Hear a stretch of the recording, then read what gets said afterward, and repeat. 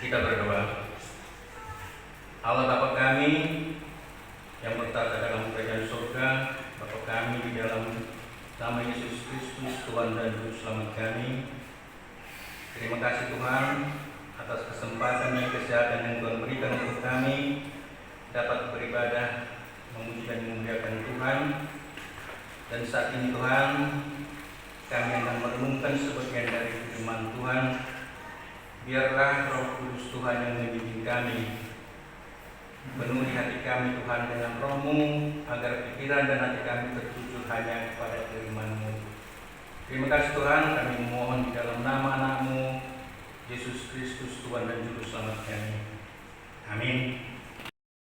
Ibu bapak saudara yang diberkati Tuhan, firman Tuhan yang hendak kita renungkan pada ibadah kita pada minggu Seksagesima saat ini adalah merupakan bagian dari khotbah Tuhan Yesus di bukit, atau yang biasa disebut dengan khotbah di bukit, yaitu dari Injil Matius pasal yang kelima ayat 38 sampai dengan 48. Mari Bapak Saudara kita baca secara bergantian. Kami akan memulai ayat 38. Kamu telah mendengar firman, mata ganti mata dan gigi ganti gigi. Tapi aku berkata kepadamu, janganlah kamu melawan orang yang berjahat kepadamu. Melainkan siapa yang menyelamatkan kepadamu, berikan pula kepada yang dipilih. Dan kepada orang yang hendak mengadukan engkau karena mengingini bajumu, serahkanlah juga jubahmu.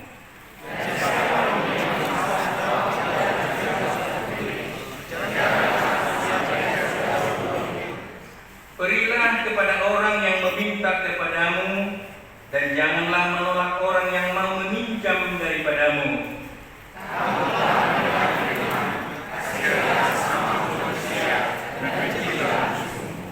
Tetapi aku berkata kepadamu, kasihilah musuhmu dan berdoalah bagi mereka yang menganiaya kamu.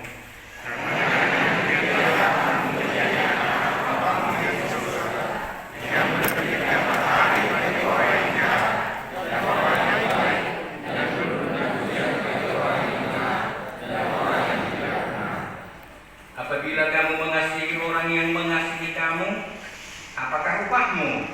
Bukankah pemungut cukai juga berbuat demikian?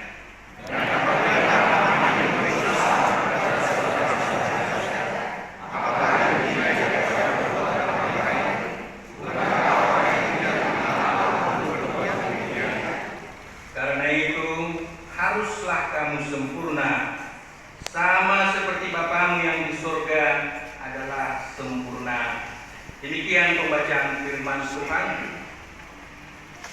Jemaat yang diberkati Tuhan Allah, mengasihi dan mengampuni musuh, itulah salah satu topik yang diajarkan Tuhan Yesus dalam khotbah di bukit.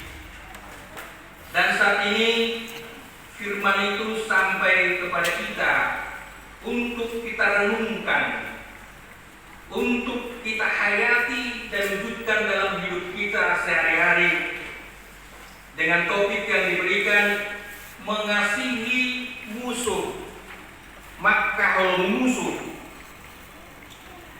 Tetapi kalau kita lihat fenomena yang terjadi sekarang ini, kalau kita dengar atau kita membaca sosial media, dengan mudah dapat kita temukan berita ada orang yang tadinya bersahabat tiba-tiba berantem dengan alasan yang terkadang tidak masuk di akal atau alasan yang kurang jelas. Bahkan ada suami istri yang saling mempermalukan dengan mengumbar permasalahan rumah tangganya ke sosial media, padahal mestinya itu bukanlah konsumsi publik.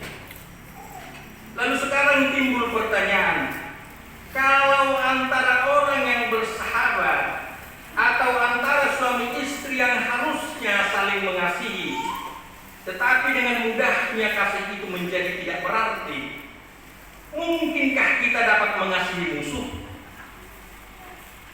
Mungkin jawaban orang akan beragam, tetapi atas pertanyaan ini, jawaban kita harus tegas, sangat mungkin, dan memang harus demikian.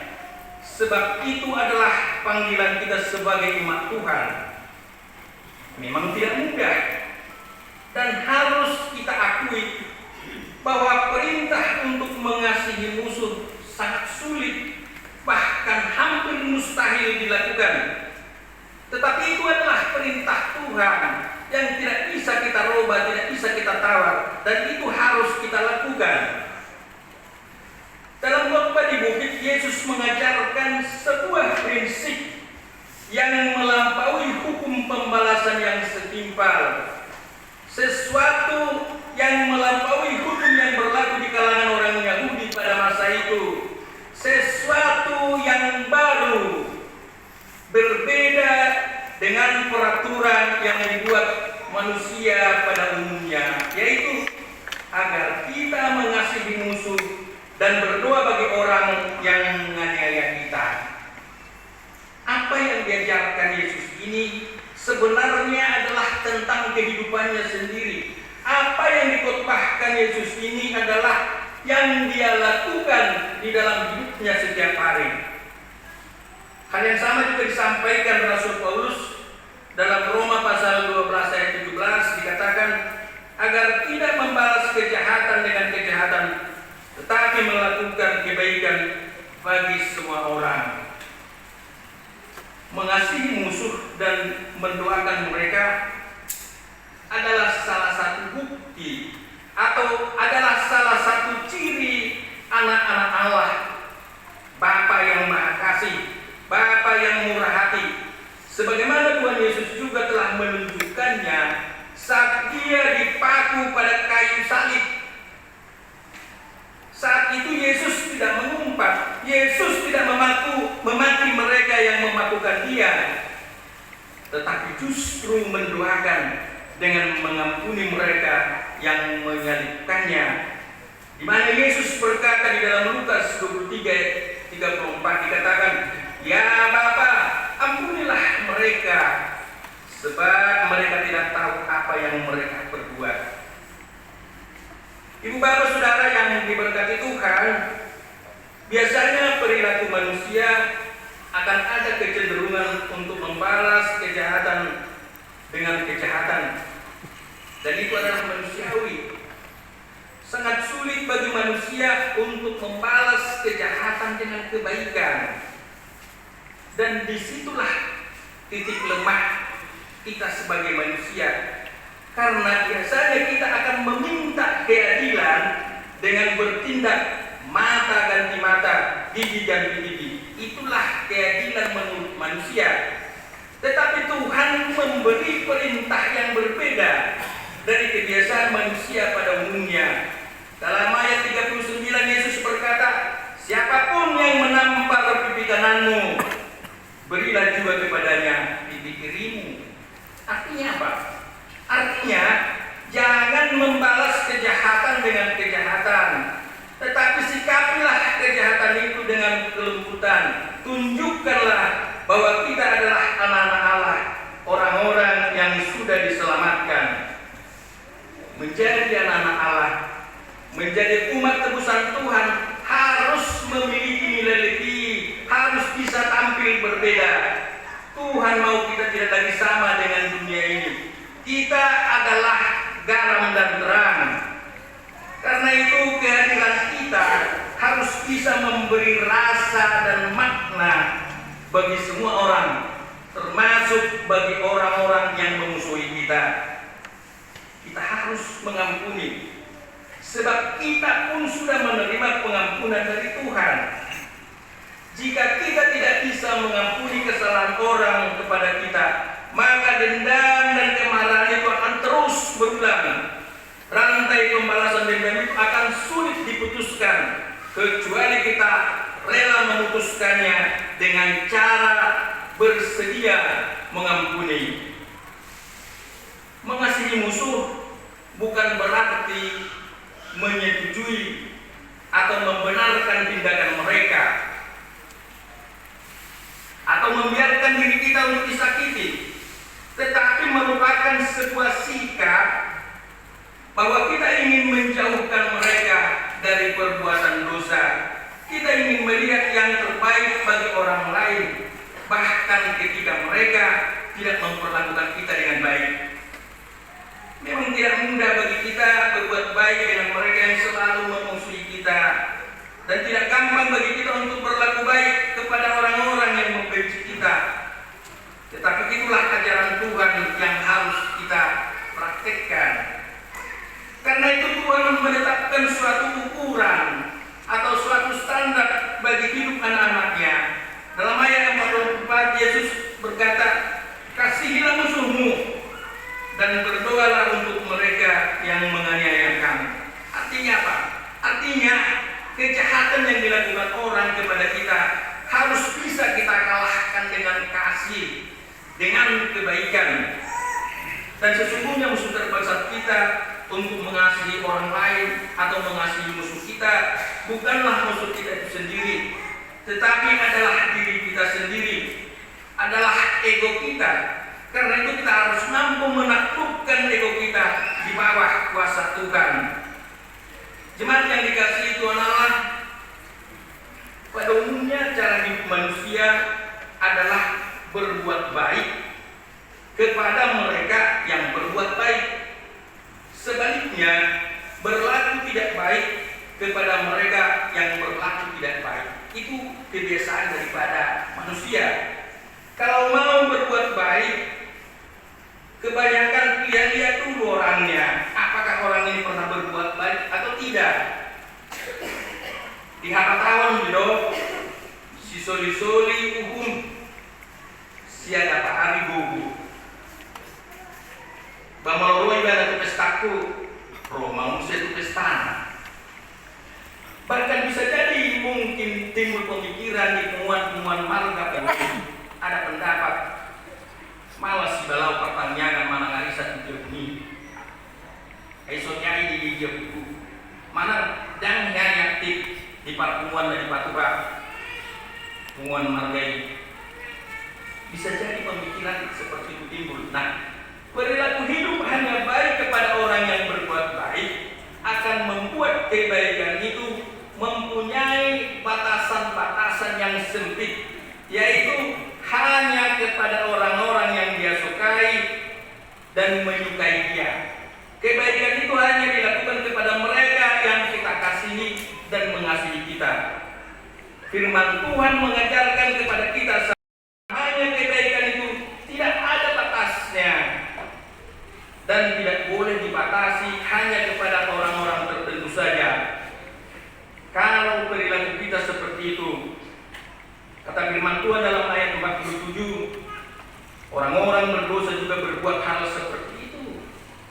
Lalu apa bedanya kita dengan mereka? Karena itu firman Tuhan dalam ayat 48 dikatakan, kamu harus sempurna sama seperti Bapamu yang di surga adalah sempurna. Standar surgawi. Itulah standar hidup yang Tuhan tetapkan untuk anak-anaknya, untuk kita semua. Dan itulah yang membedakan kita dengan manusia kebanyakan. Karena kita ada di dunia ini, tetapi kita bukan manusia duniawi. Itu kata firman Tuhan. Nah, ibu bapak saudara yang dikasihi Yesus Kristus, mencintai orang yang kita cintai itu merupakan hal yang biasa.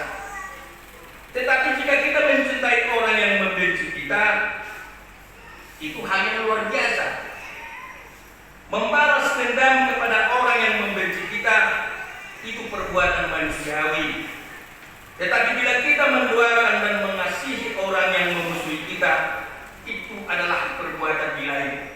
Melalui firman yang telah kita dengar saat ini, Yesus mengajarkan, Yesus mengajak kita menjadi orang-orang yang luar biasa, bukan orang-orang yang biasa-biasa saja, bukan menjadi orang yang normal-normal saja, tetapi menjadi orang yang berperilaku ilahi.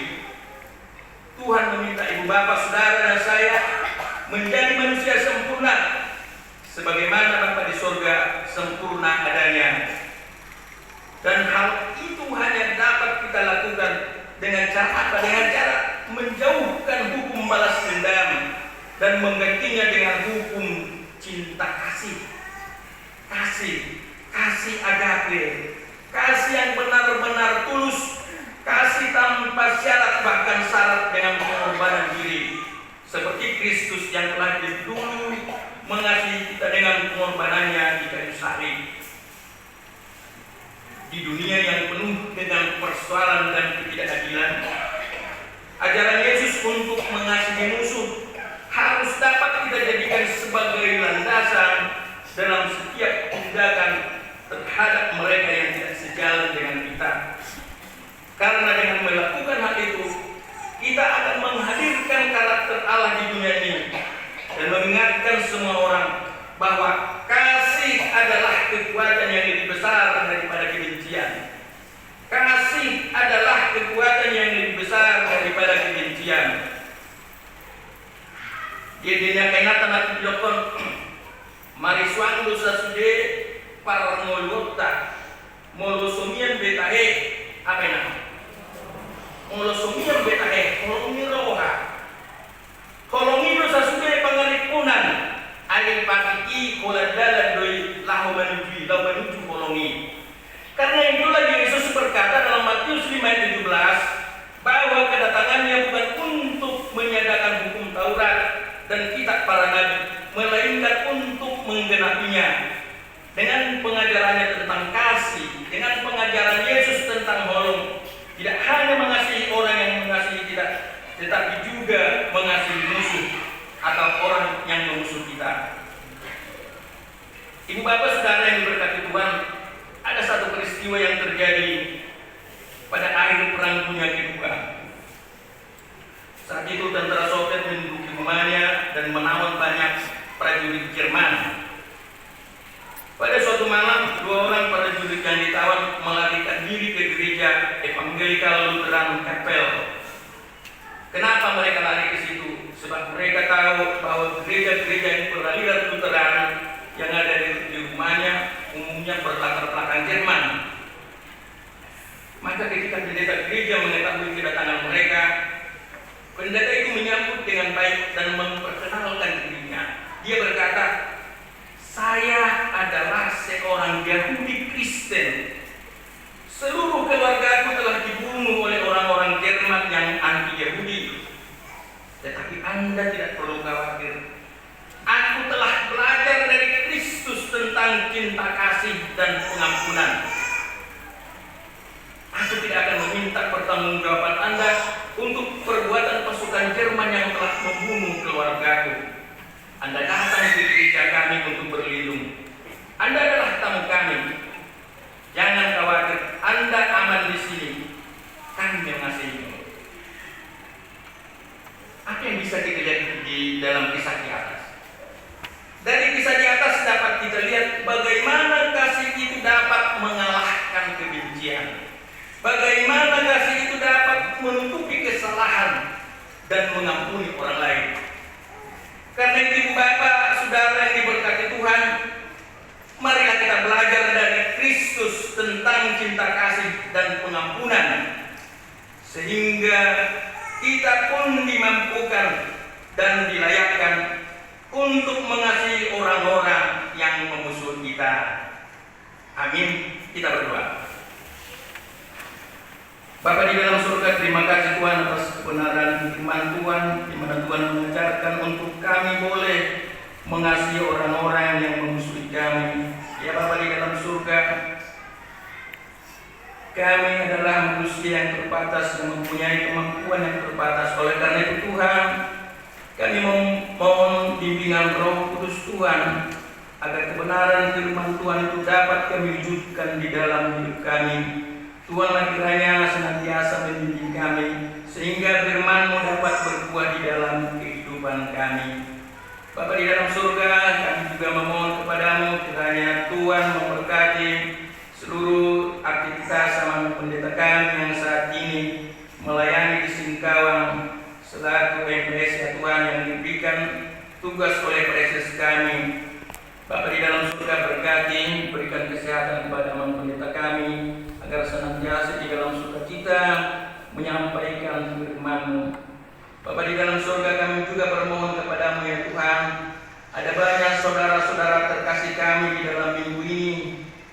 dalam sukacita karena Tuhan memberikan pertambahan umur yang panjang, baik secara pribadi maupun pertambahan umur di dalam keluarga ya Tuhan. Oleh karena itu kami mohon ya Tuhan, biarlah Tuhan senantiasa memberkati saudara-saudara kami itu, agar di dalam hidupnya senantiasa bersukacita di dalam Tuhan.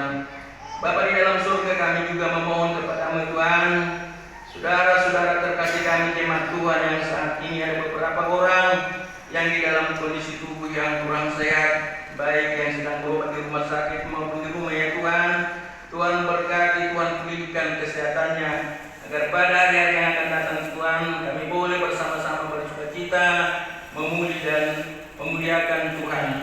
Bapa di dalam surga, kami juga berdoa kepada Tuhan, Tuhan berkati seluruh kategori yang ada di gereja kami ya Tuhan. Tuhan berkati para panitia yang ada di sini ya Tuhan, baik panitia pembangunan maupun panitia transformasi, sehingga mereka di dalam sukacita melaksanakan tugas-tugas yang telah diberikan kepada mereka. Bapa di dalam surga, kami mohon Tuhan ampuni dosa-dosa kami, sehingga kami senantiasa layak menerima berkat dari Tuhan. Jadilah Tuhan kehendak-Mu di dalam hidup kami. Inilah doa permohonan kami, hanya di dalam nama anak-Mu Yesus Kristus, Tuhan dan Juru Selamat kami. Amin.